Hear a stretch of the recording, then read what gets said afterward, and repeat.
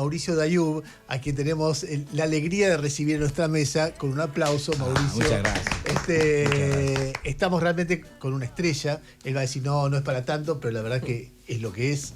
Decime. No es para tanto. Iba a decir que es rarísimo escuchar esa presentación. Yo llevo más años en la otra presentación que en esta y no me acostumbro a esta. Creo que están hablando de otro. Mauricio, esta entrevista tiene dos características que se repiten diariamente. La primera es que tenés todo el derecho del mundo a decir que una pregunta es pelotuda. Así que tranqui. Bien. Y la segunda norma es que arranca con nosotros pidiéndole al invitado o la invitada que nos cuente su vida en 3 minutos. Bien. Así que a las 11:18 minutos de la mañana, lo que vas a escuchar ahora es la vida de Mauricio Dayub en 3 minutos. Cuando yo era chico, me gustaba mucho el tiro al blanco. Lo pedía para mi cumpleaños, se lo pedía a los Reyes Magos. Cuando el regalo llegaba, me iba al garage de la casa de mis viejos porque quería saber cuánta puntería podía llegar a tener. Ahora, de grande, convertido en actor, en artista, cada mañana que me levanto y empiezo a trabajar, siento que arrojo la misma flecha que va haciendo su trayecto hasta que llego al teatro. Pero ahí ya no estoy solo en el garage de la casa de mis viejos, sino que se enciende la luz y está el público, que es el que me dice si di en el blanco o no. Sintetizo mi vida en una infancia deseando algo muy claramente y viviéndolo en la actualidad con absoluto agradecimiento. ¿Desde muy chico querías ser actor? Sí, 6, 7 años. Me pasaba que leía la página de atrás del diario que llegaba a mi casa y con los nombres de los teatros, el nombre de las películas, de las obras, me fascinaba, me agarraba como una excitación tremenda y quería saber cómo había que hacer para acercarme ahí, para estar ahí. ¿Y de dónde salió? He averiguado muchas veces, he intentado saber. A mi mamá le gustaba mucho el cine y le gustaba mucho cantar, pero era de una familia muy humilde y no podía desarrollar ninguna de esas actividades. Y siempre contaba que iba a la puerta del cine cada semana cuando cambiaba la película y miraba el afiche, leía el afiche y se volvía como si ya la hubiera visto, como una necesidad artística que tenía y no podía desarrollar. Según uno de mis hermanos, Gerardo, muy oyente de este programa, los parques de diversiones y los circos que acampaban a 1,5 cuadras de mi casa de Paraná fueron los que nos inspiraron a todos esta cuestión, porque todos en mi casa somos 5 hermanos, todos tenemos mucha relación con la actuación, con el teatro, con el cine. ¿Los 5? Sí, los 5. Aún el médico, que no pudiendo ejercer porque fue el mayor y tuvo que cumplir con el mandato completo, en su clínica todos los fines de año intentaba actuar haciendo algo. Sí. Escúchame, Sí. ¿tu vieja laburaba de qué? De peluquera. ¿Y tu viejo? De viajante. Viajante. Sí. Yo ahora descubrí hace poco que hago un poco lo que hacía mi papá, que es ir por las rutas todas las semanas, solo que en vez de vender la mercadería que vendía mi papá, ofrezco mis espectáculos. ¿Y cómo es el trayecto desde ese pibe que soñaba con esto y el momento en que finalmente se te dio? Bueno, pensiones, noches de miedo, otras de pensar que lo mío no iba a ser posible, porque yo de entrada no tenía lo que había que tener, nadie me elegía. Una de las grandes dificultades que tenía es que no era advertido por el otro. Y yo decía, hasta que el otro no me vea como actor, yo no me voy a poder desarrollar. Esa imposibilidad, esa rueda cuadrada de los comienzos, yo creo que fue la que me benefició, porque dejé de ser solo actor para ser autor y escribir mis historias. Cuando escribí la primera y se la llevó a un productor, me dijo que no podía invertir su dinero en un actor desconocido que escribía una ópera prima, y era entendible. Entonces la tuve que producir. Y ese formato de escribir, actuar, producir, incluso tener mi propia sala para hacerlo, fue una condición que se me estiró por las dificultades.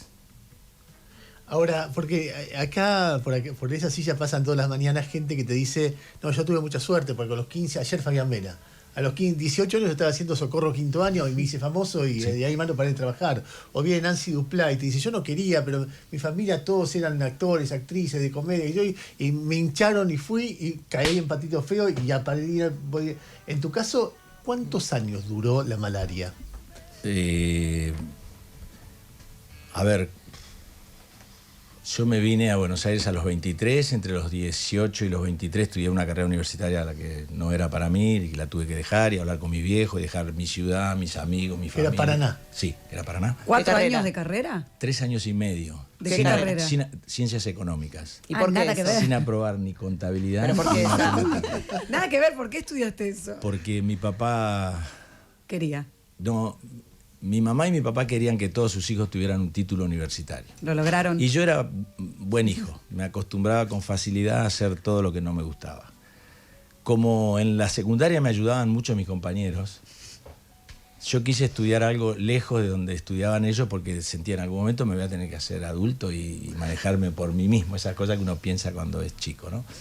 Entonces me fui a estudiar a Santa Fe y lo que había en Santa Fe era la carrera que mi papá decía que era la carrera del futuro. Que era economía. Entonces empecé a estudiar ciencias económicas.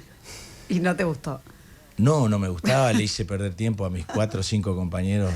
Ellos Ayudándote. terminaban el termo de mate y yo todavía había tomado el primero y no había terminado el primer ejercicio.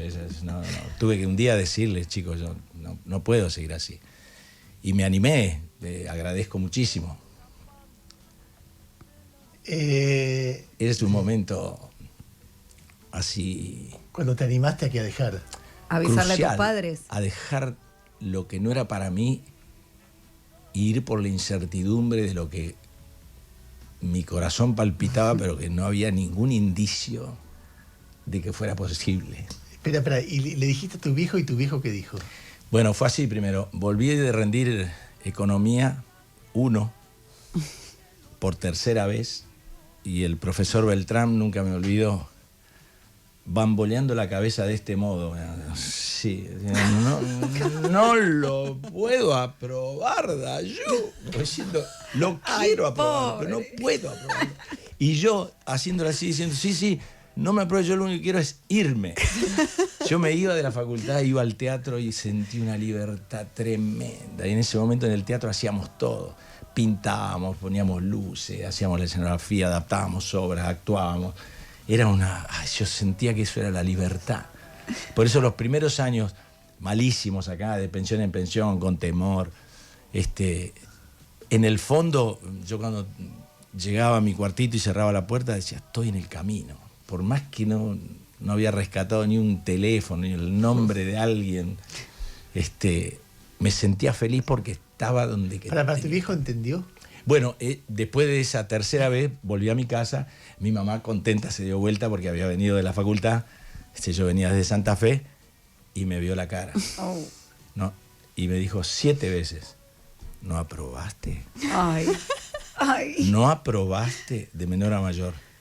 ¿No aprobaste? Hasta que el último fue, ¿no aprobaste? ¡No! Es una cosa tremenda. Ay, y yo dije, mamá. esto no lo puedo volver a vivir. Le estoy haciendo daño a mis compañeros, a mí, a mis padres. Era peor, claro. Terrible, terrible. ¿Y le dijiste abandono? Y entonces les dije, yo tengo que hacer quiero algo. bajar. Mi papá tuvo una muy buena idea, que fue decirme que si yo me dedicaba a lo que yo quería con la misma disciplina que había que seguir una carrera universitaria, me iba a ayudar.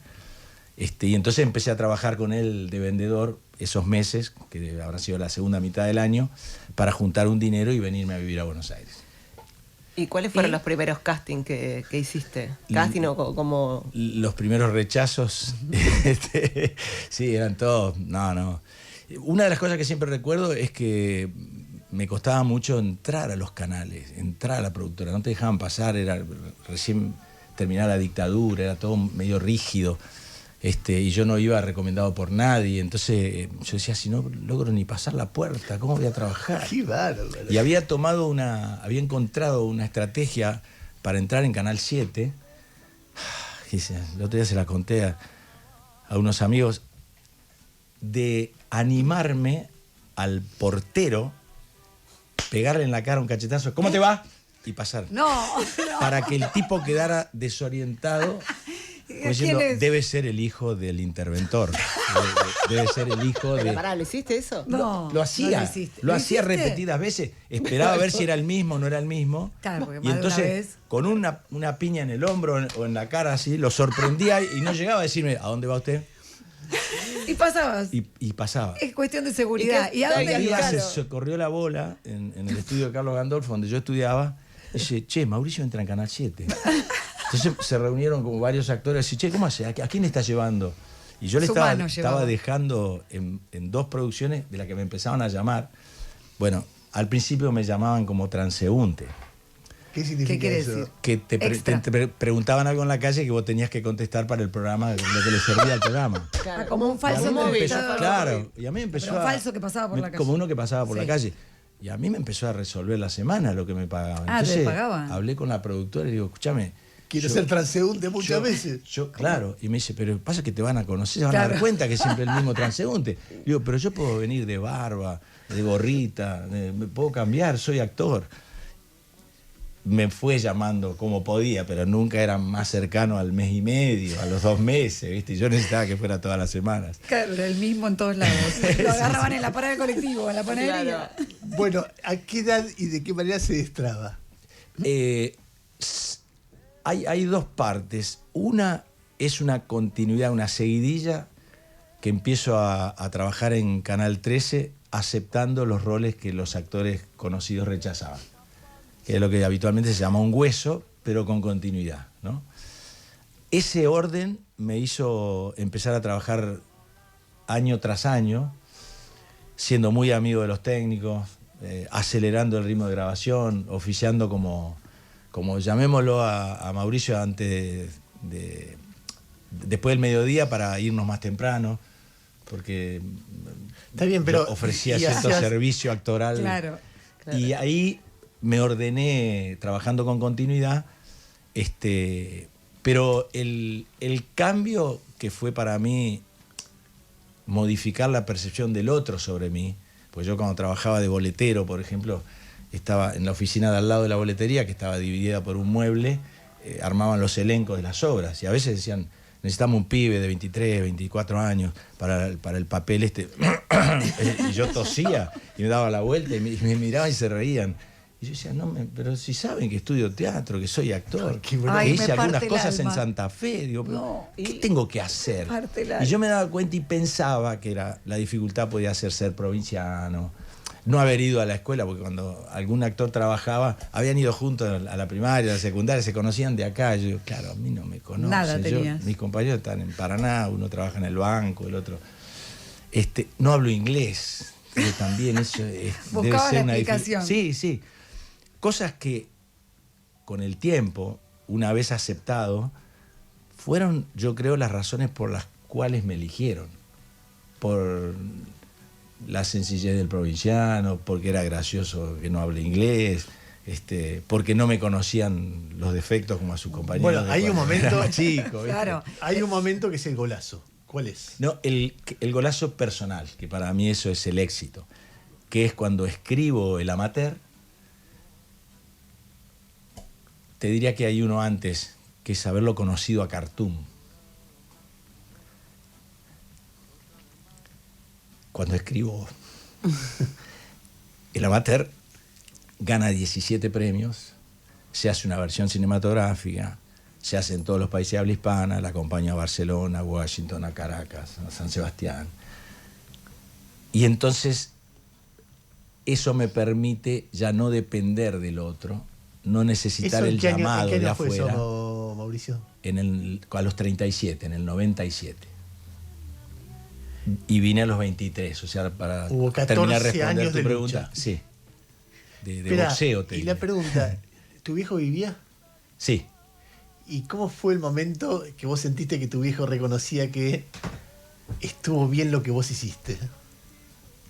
Te voy a contar una cosa que me contó mi hermano, que le dijo mi mamá un día, llegando a hacer los mandados. Yo había estado en el programa de Mirta Legrand, y una vecina le dijo, che, lo vi a tu hijo, Mirta, ¿no? Esa cosa que pasa siempre. Llegó, le dijo. Y mi mamá vino a casa, entró y le dijo a mi hermano, mirá, la vecina me dice que la vio a Mirta. Entonces Mauricio llegó. Le dijo, llegó y pasó. Como que había sido más que lo que le había dicho la vecina. Me pareció poco lo que le dijo. Sí. Bueno, y una cosa también que recuerdo de ellos que es extraordinaria, que cuando venían a Buenos Aires 3 o 4 días a visitarme, el primer día iban al teatro, por supuesto, y veían la obra. Yo en ese momento hacíamos funciones de jueves a domingo, supongo. Entonces venían el jueves. Y yo el viernes, cuando me iba a hacer la función, les digo, bueno, después los paso a buscar y vamos a comer. ¿De dónde? ¿A dónde nos pasas a buscar? Y por casa, para... Nosotros vamos a ir al teatro también. ¿Cómo van?